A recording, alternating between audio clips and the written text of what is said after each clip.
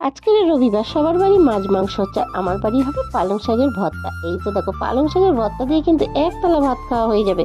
গরিবের বাড়ি এর থেকে আর কি চাই বলো। তা এই যে দেখো, প্রথমে কুচি কুচি পালং শাকগুলো আমি ভালো করে পরিষ্কার করে কেটে নিলাম।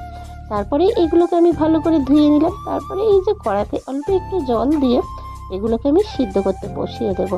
আর এই ফাঁকেতে আমি কি করে নেব, এর সাথে আমি দুটো আলু দেবো, জানো তো। আলু দুটো কিন্তু আমি ভাতের ভেতরে দিয়ে দিচ্ছি আলাদাভাবে সিদ্ধ করতে।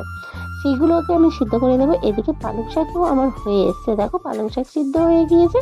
আর এদিকে কড়াতে অল্প একটু তেল দিয়ে আমি দুটো শুকনো লঙ্কা ভেজে নেবো। তোমরা যে যেমন ঝাল খাবে সেরকমভাবেই লঙ্কাটা নেবে। এই যে লঙ্কা, লবণ আর হচ্ছে তার সাথে একটু কাঁচা সর্ষের তেল নিয়ে নিলাম, ব্যাস। আর কিছু লাগবে না, জানো তো। এই দিয়েই কিন্তু আমি ভর্তাটাকে বানিয়ে নেবো।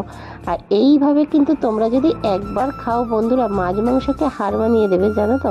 আর এই যে দেখো, আমি পুরো ভর্তাটা বানিয়ে নিয়েছি। জাস্ট দেখো, বসে গিয়েছি গরম গরম ভাত এক থালা নিয়ে। জাস্ট একদম জমে গিয়েছে বন্ধুরা। আর তোমরা যদি কারা কারা খাবে চলে এসো। আর এইভাবে বানিয়ে খেয়ে অবশ্যই কিন্তু আমাকে কমেন্ট করে জানিও যে কেমন হয়েছে।